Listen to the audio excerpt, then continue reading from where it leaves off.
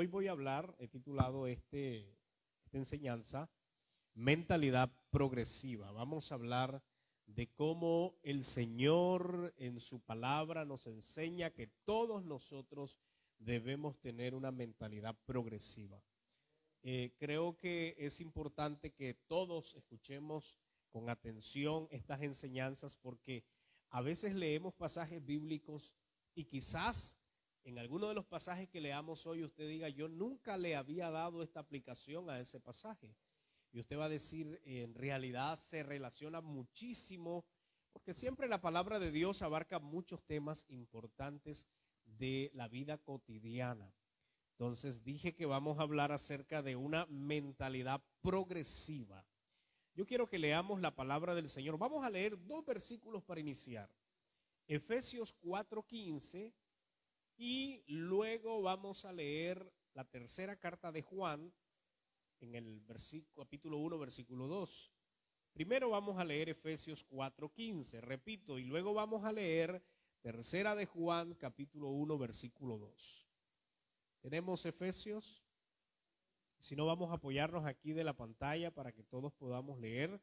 Efesios 4:15 dice la palabra del Señor, sino que siguiendo la verdad en amor, crezcamos en todo. Es bueno subrayar la palabra en todo. En aquel que es la cabeza, esto es Cristo. Lo vuelvo a leer. Sino que siguiendo la verdad en amor, crezcamos en todo en aquel que es la cabeza, esto es Cristo. Ahora vamos a leer ahí, así como está la tercera carta de Juan, capítulo 1, versículo 2. También vamos a apoyarnos por acá. Y dice, usted ya se lo sabe, amado, yo deseo que tú seas prosperado en todas las cosas y que tengas salud, así como prospera tu alma. ¿Cuántos dicen amén? Tome su lugar.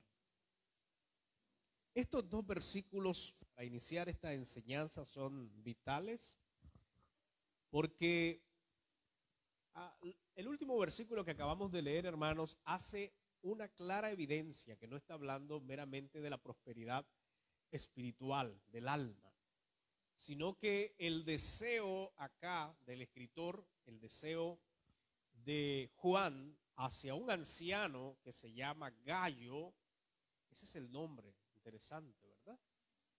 El deseo de Juan hacia este personaje es ese, amado, yo deseo que tú seas prosperado en todas las cosas y que tengas salud, así como prospera tu alma.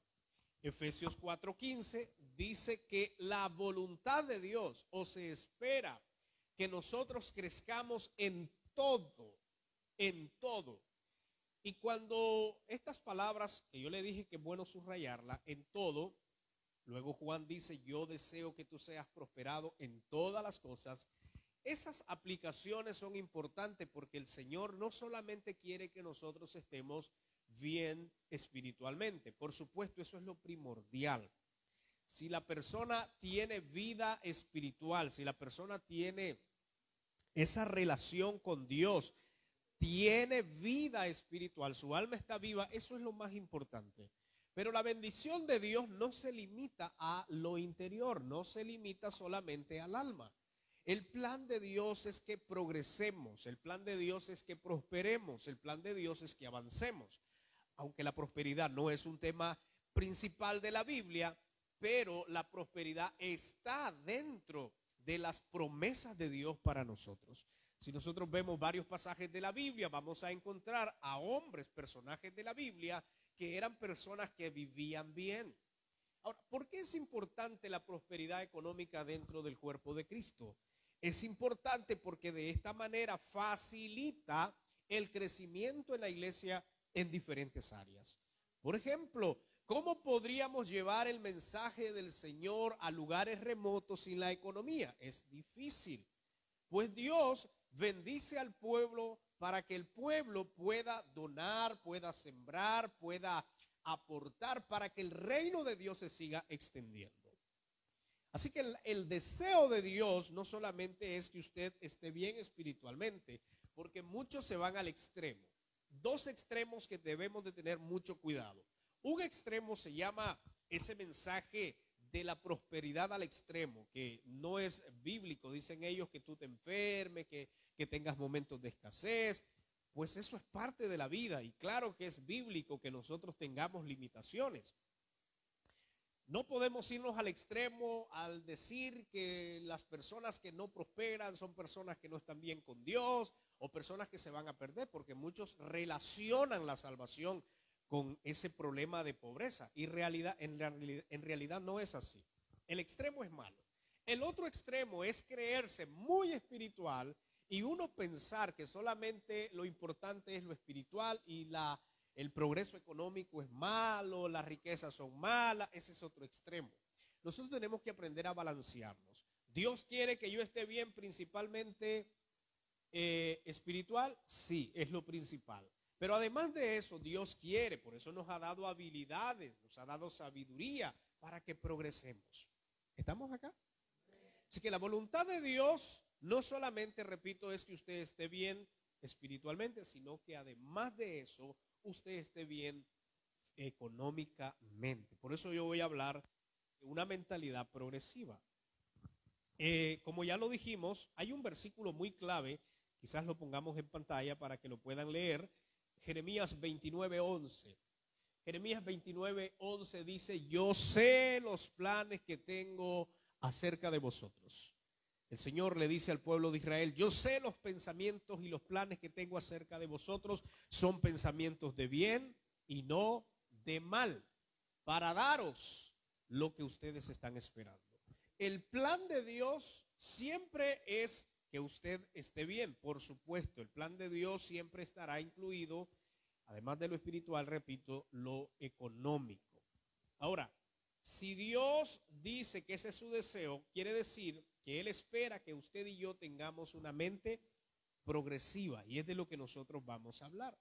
En la Biblia hay muchos pasajes de una mente progresiva. Miren, y vamos a relacionar varios versículos bíblicos, porque tener una mente progresiva, ¿sabe qué implica, hermanos? Implica nuestro accionar, nuestra administración, lo que nosotros hacemos. Digo esto porque muchas personas están esperanzadas en que Dios les dé a ellos las cosas que necesitan sin ellos hacer algo por esas cosas. Por ejemplo, las personas quieren prosperar. Yo sé que yo preguntaría acá en esta mañana cuántos quieren tener dinero. Todos van a decir que sí. O sea, no hay nadie porque a través del dinero hacemos todas nuestras gestiones. Pero para yo obtener dinero, yo necesito accionar. El dinero a los cristianos no nos cae del cielo. No cae así, hermanos, los dólares del cielo.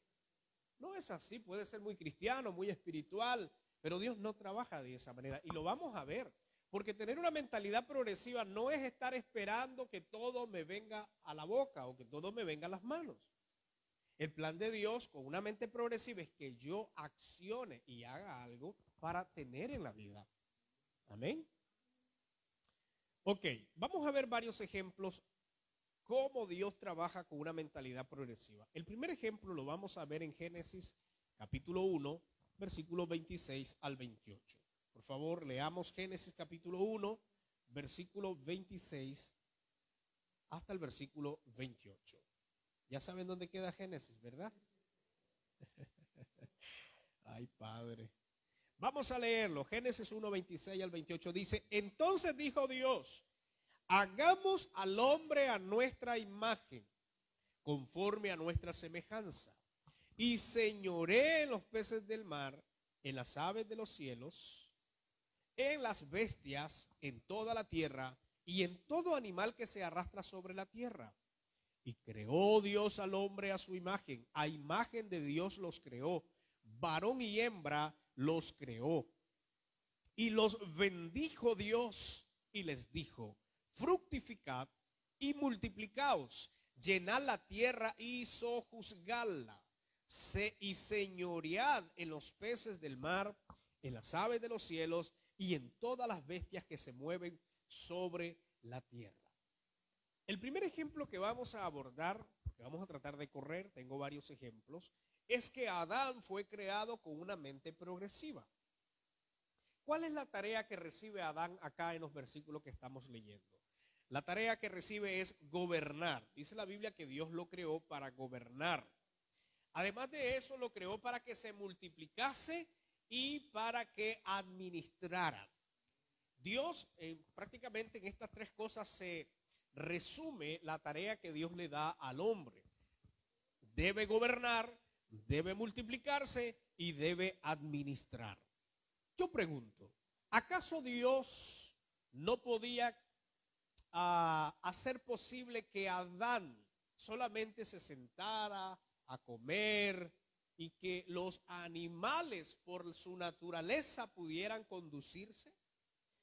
Yo pregunto, ¿acaso Dios no tenía el poder de poner en cada animal que por sí solo, por su naturaleza, ellos pudieran conducirse sin la necesidad de la gobernación del hombre?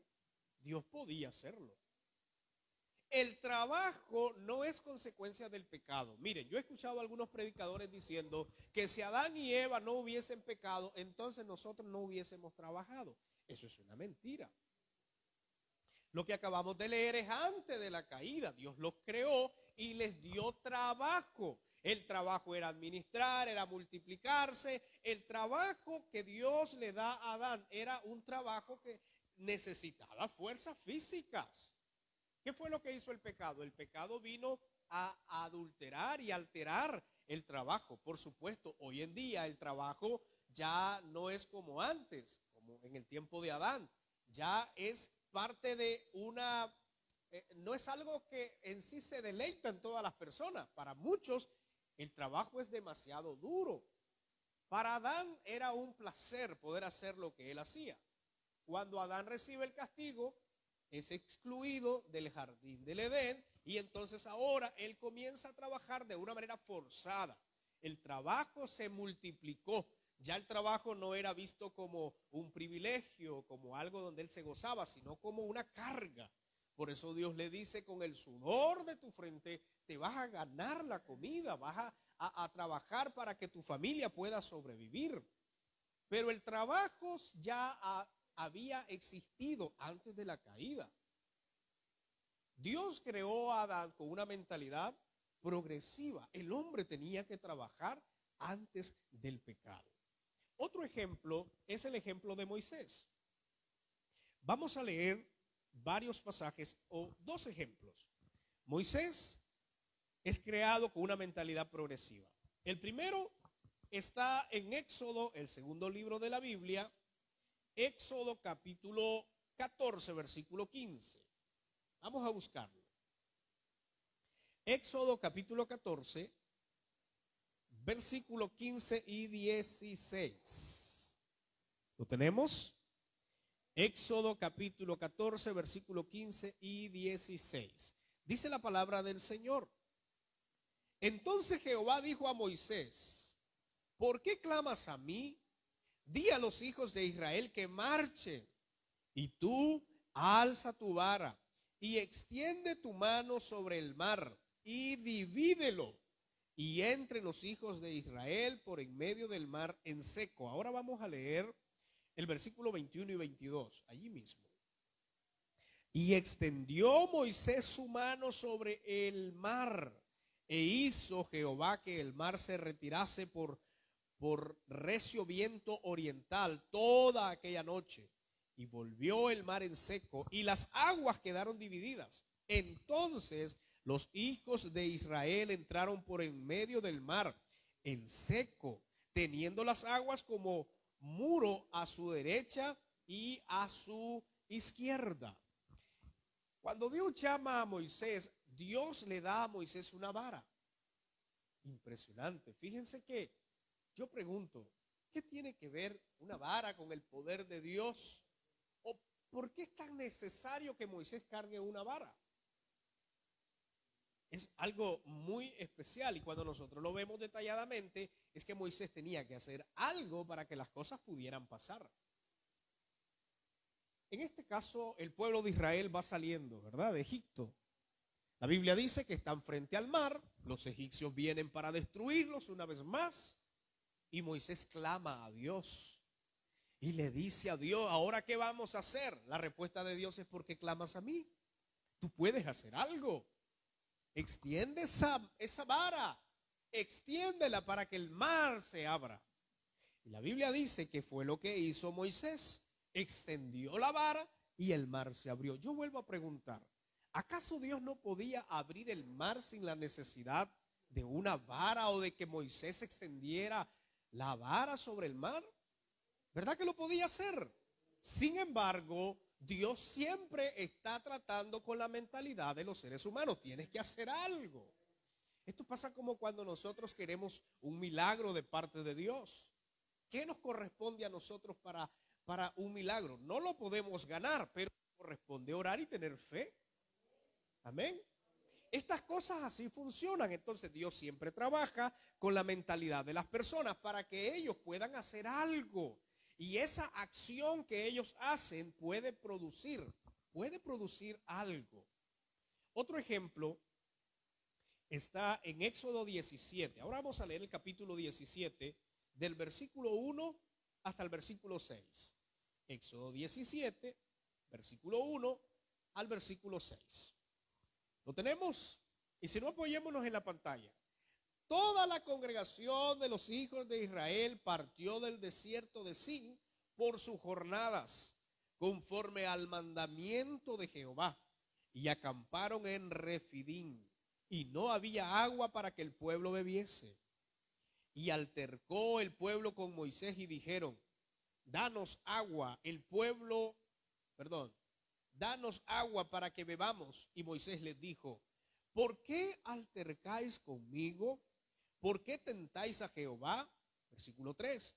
Así que el pueblo tuvo allí sed y murmuró contra Moisés y dijo, ¿por qué no quisiste subir de Egipto para matarnos de sed a nosotros, a nuestros hijos y a nuestro ganado? Entonces clamó Moisés a Jehová. Interesante, escúchelo. Clamó Moisés a Jehová diciendo, ¿qué haré con este pueblo? De aquí a un poco me apedrearán. Y Jehová dijo a Moisés, pasa delante del pueblo, toma contigo de los ancianos de Israel y toma también en tu mano la vara con que golpeaste el río y ve, he aquí que yo estaré delante de ti sobre la peña en Horeb, y golpearás la peña y saldrá de ella agua y beberá el pueblo. Y Moisés lo hizo así en presencia de los ancianos de Israel. Volvemos al principio porque a mí me interesa que se nos quede presente lo que yo trato de transmitir. ¿Podía Dios abrir esa peña para que el pueblo bebiese agua sin la acción de Moisés? Sí podía. Sí podía. Sin embargo, le da al hombre, en este caso a Moisés, que desarrolle su mentalidad. Moisés sabía que él tenía una vara y a través de esa vara Dios se manifestaba. Por eso cada vez que clamaba Moisés a Dios le decía, pero si tú puedes hacerlo, tienes poder, tienes la autoridad, porque yo te la he dado. Dios le había dado esa autoridad a Moisés. La mente es una de las áreas donde muchos de nosotros tenemos que trabajar. Amén. Por esa razón vemos que el accionar de Moisés tiene que ver con una mentalidad progresiva, una mentalidad que se pueda desarrollar de tal manera que se logre todo aquello que Dios quiere hacer con el pueblo y con nosotros. Vamos a irnos al Nuevo Testamento. Vamos a ver dos ejemplos de Jesús en el Nuevo Testamento. Vamos primero a Lucas capítulo 5 versículo 4. Lucas capítulo 5 versículo 4 al 7. Lucas capítulo 5 versículo 4 al 7. Vamos a leerlo y dice de esta manera. Cuando terminó de hablar, dijo a Simón, boga mar adentro y echad vuestras redes para pescar. Respondió Simón y le dijo, Maestro, toda la noche hemos estado trabajando y nada hemos pescado, mas en tu palabra echaré la red. Y habiéndolo hecho, encerraron gran multitud de peces y su red se rompía. Versículo 7. Entonces hicieron seña a los compañeros que estaban en la otra barca para que viniesen a ayudarles. Y vinieron y se llenaron ambas barcas de tal manera que se hundía, dice la palabra del Señor. Volvemos a recalcar el principio. ¿Podía Dios hacer que los peces saltaran a la barca de Pedro? ¿Verdad que sí, hermanos? Sin embargo, Dios permite que el hombre desarrolle su mentalidad y que eche la red. Y es allí donde estamos tratando de que nosotros podamos identificar. Dios quiere hacer cosas con nosotros, pero siempre nos da la oportunidad que nosotros hagamos algo para ello. Amén. Por eso la pesca, ahí se le llama la pesca milagrosa, pero ese milagro tiene que ver con una declaración de Jesús, con algo que Jesús ordena, pero también tiene que ver mucho con el accionar de los pescadores. Otro ejemplo más. Vamos a ver el ejemplo de Mateo capítulo 17. Vamos a regresarnos de ahí de Lucas. Mateo capítulo 17, versículo 24. ¿Estamos aquí, hermanos? Mateo 17, versículo 24. Dice la palabra del Señor.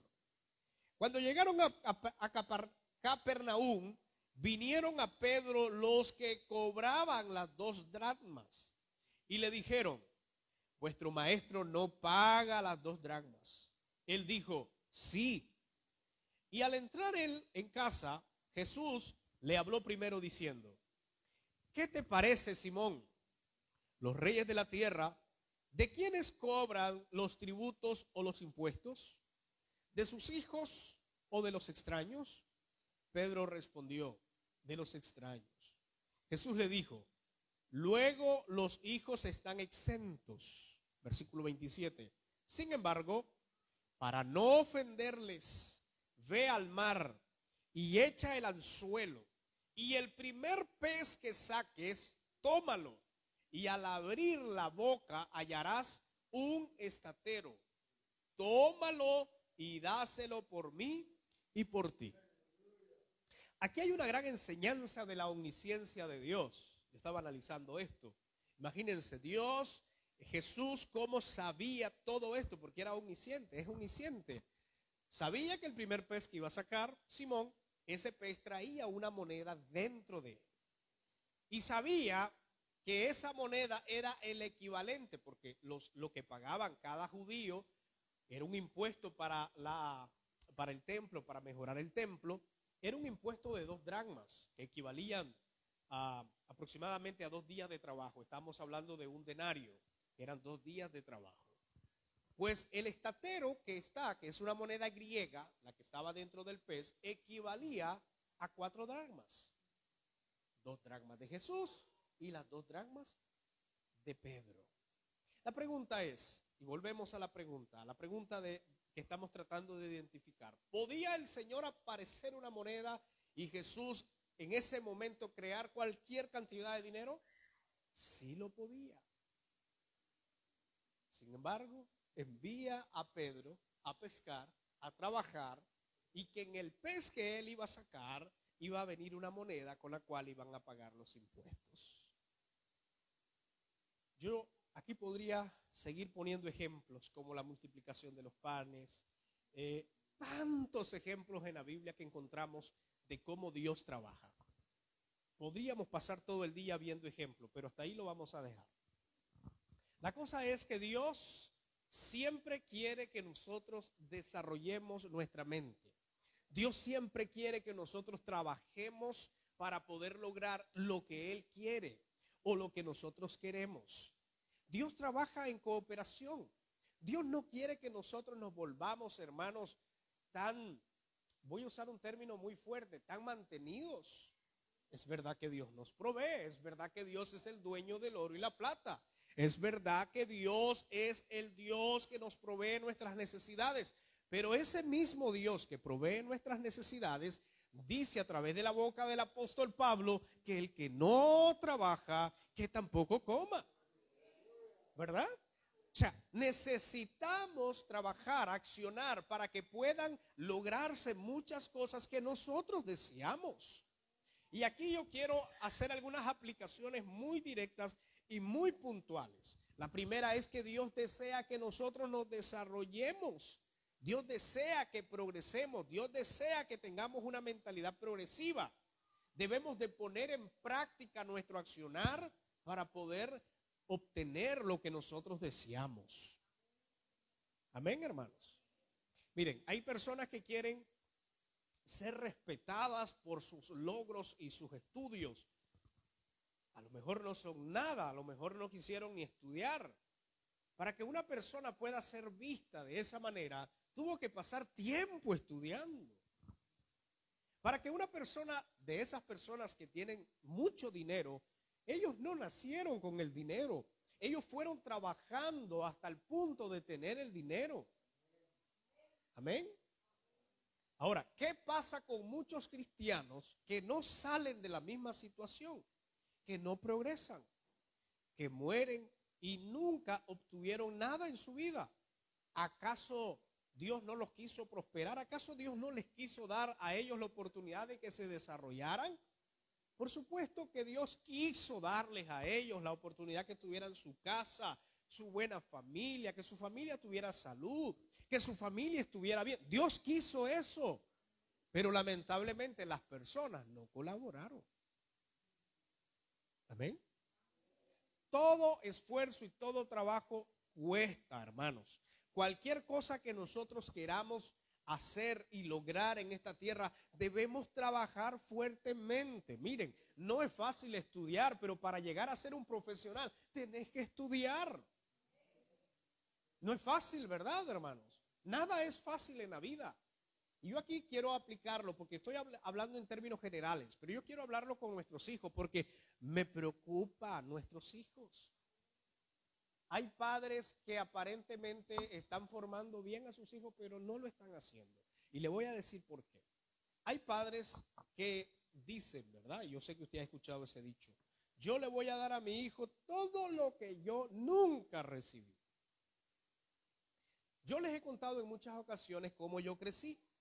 Yo crecí desde los 11, 12 años trabajando. Desde los 11, 12 años, miren, yo fui ilustrador de zapatos, no se me ha olvidado, yo ilustro mis zapatos. Yo ilustré zapatos, yo vendí, ¿cómo le dicen acá? Chicha, ¿cómo es que le dicen? A la de fresco igual, ¿verdad? Sí, yo vendí eso, yo vendí enchiladas. Enchiladas allá son las que son tapadas de arroz. Yo corté café, yo aboné café, yo fumigué café. Hice montones de cosas. Yo terminé trabajando en una talabartería donde hacíamos monturas para caballos. Todo ese proceso, mis hijos no van a pasar ese proceso. Yo lo pasé porque crecí sin un padre y mi madre tenía 5 hijos, éramos 5 hijos y no podía darnos a todos lo que nosotros necesitábamos. Tuve que ir con los zapatitos más baratos a la escuela, tuve que ir con la ropita más sencilla a la escuela y tuve en un tiempo una escasez terrible. Miren, yo ahora me asusto y no estoy diciendo que no deberían de hacerlo. Sí deberían de hacer los padres algunas pequeñas diferencias como yo estoy tratando de hacerla. Pero no olvidar el principio de que los hijos deben de hacer algo para lograrlo y para ganarlo. Yo a mi corta edad colaboraba mucho en la casa y yo agradezco a Dios por todo ese proceso que yo pasé, porque ese proceso me ayudó a entender la vida desde muy temprano, me ayudó a entender cómo era sostener un hogar. Hoy los chavalos no saben. Los chavalos que están a nuestro cuidado no saben lo que es mantener un hogar. Por eso es que los chavalos hoy desde chiquitos se quieren casar. Si supieran lo que requiere eso. ¿Ah? No es fácil, hermanos. No es fácil. Y muchos, quiero tener hijos y quiero tener muchos hijos. Pues es una bendición, pero tú no sabes lo que cuestan los hijos. No solamente tiempo, desvelo, sino economía. ¿verdad? Entonces, hay padres que no están enseñando esa parte a sus hijos, le dan todo. Sale el teléfono más reciente, el S20, no sé cuánto es ya. Entonces los hijos lo quieren y los papás se lo dan, sin que el hijo haga nada, sin que el hijo colabore nada. Eso no es formación. Eso lo estás dañando porque no les estás transmitiendo el principio de que él debe ganarse las cosas. Algo tiene que hacer en la casa. Hay hijos que no quieren, miren, ahora mis niños están bien pequeños, pero va a llegar un momento donde mis niños tienen que ayudarme a hacer muchas cosas, a la mamá tienen que ayudarle a hacer muchas cosas del hogar. A mí me contaba un hermano de acá, de La Paz Centro, no me pregunte el nombre porque no se lo voy a decir. Me contaba que él creció en una familia muy radical, que a él no le permitían que él como varón lavara trastes o lavara su ropa, mucho menos planchar, porque eso eran actividades de mujer. Y él creció así por mucho tiempo, hasta ya ahora, al tiempo, él vio que en realidad no es que era una actividad de una mujer, sino que era algo que podía ayudarle a él a mejorar y poder colaborar en el hogar. ¿Le costó romper esa barrera? Sí, le costó. Pero antes así se criaban a los hijos. Que hay actividades directamente de las mujeres, que el hijo no puede, el varón no puede lavar ropa, no puede hacer actividades que supuestamente solo las mujeres las hacen. Pues yo aprendí a hacer todas esas cosas. Sé cocinar y soy macho, de los machos. Sé lavar traste. Lo que pasa ya que con el tiempo uno ya no quiere nada, pero aprendí a hacer todo eso. Yo plancho mi ropa, hermanos. Pregúntele a mi esposa. Claro, yo sé que hay hombres que no tienen el tiempo, pero como yo tengo el tiempo, yo lo hago. Y ustedes ya saben que le hemos hecho comida a las madres aquí, hemos hecho algunos inventos por ahí. Aprendí a hacer muchas cosas, porque nunca me gustó ser codependiente de nadie. Hermanos, lo que yo menos quiero es ser codependiente de alguien. Por eso es que yo, si hay algo que hacer y alguien no lo hizo que le correspondía, yo lo hago si tengo el tiempo. Y he aprendido un montón de cosas. ¿Por qué? Porque esa es la mentalidad progresiva. No solamente estoy hablando de dinero, estoy hablando en todas aquellas cosas que Dios quiere que avancemos. Amén. Dios quiere que nosotros progresemos, sí. Dios quiere que tengamos casas, sí. Dios quiere que tengamos vehículos, sí, pero hay que trabajar. No es así de fácil. Nada puede venir de la nada. No es que aparece allí algo milagroso y de repente puedes obtener las cosas. Esas cosas ni se valoran, porque uno valora lo que le cuesta, lo que tiene esfuerzos. Amén.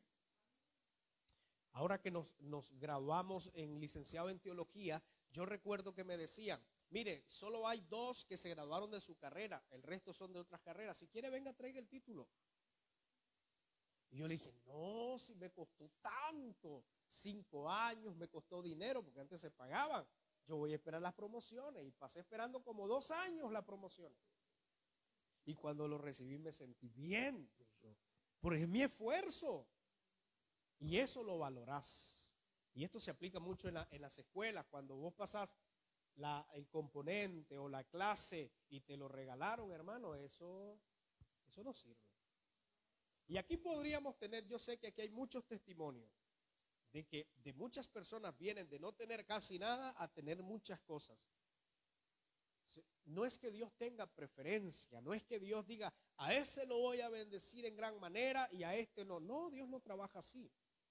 Pregúntele usted a esas personas que tienen sus cosas. Esfuerzo, desvelo, cansancio, muchas cosas para obtener sus cosas. La vida es así, hermano. La vida no es fácil. La vida tenés que trabajar. Dios te da la fuerza, Dios te da la salud, pero hay que hacer algo. Tenemos que accionar para lograr lo que nosotros queremos. Amén. Así que la mentalidad progresiva tiene que ver con eso. Dios quiere que nosotros seamos como Él, porque Dios así nos hizo. nos hizo con una mente que la desarrollemos, que la pongamos en práctica en diferentes cosas de nuestra vida. Y yo, para terminar, quiero decirle, sigue esforzándose. Si usted quiere lograr algo, no va a pasar milagrosamente. Yo creo en los milagros. Pero si Dios nos hiciera todo así, hermanos, nosotros fuéramos holgazanes. ¿Se imagina usted nuestras oraciones cuando yo era pequeño, cuando yo inicié la vida cristiana y tenía necesidad, Señor, que me aparezca unos $100 en la calle, Señor? Hay cristianos que siguen orando de esa manera. No se te van a aparecer, hermano. Y yo creo en los milagros, pero Dios actúa en milagros cuando nosotros ya no tenemos las cosas para hacerla. ¿Recuerda a la mujer del flujo de sangre, hermano? ¿Qué dice la Biblia? Gastó todo lo que esta mujer tenía. Ella agotó sus recursos. Y después de agotar sus recursos, le quedaba solamente el manto de Jesús. Amén. Y Jesús, conociéndolo todo, solo podía dirigirse a la multitud y sanar a esa mujer, porque Jesús ya conocía la condición de esa mujer, sabía que esa mujer había gastado su dinero, que había gastado tantas cosas. Jesús solo se hubiese volteado y le hubiese dicho, sea sana. Sin embargo, permitió que esa mujer llegara con tantos esfuerzos por la multitud hasta tocar el borde de su manto.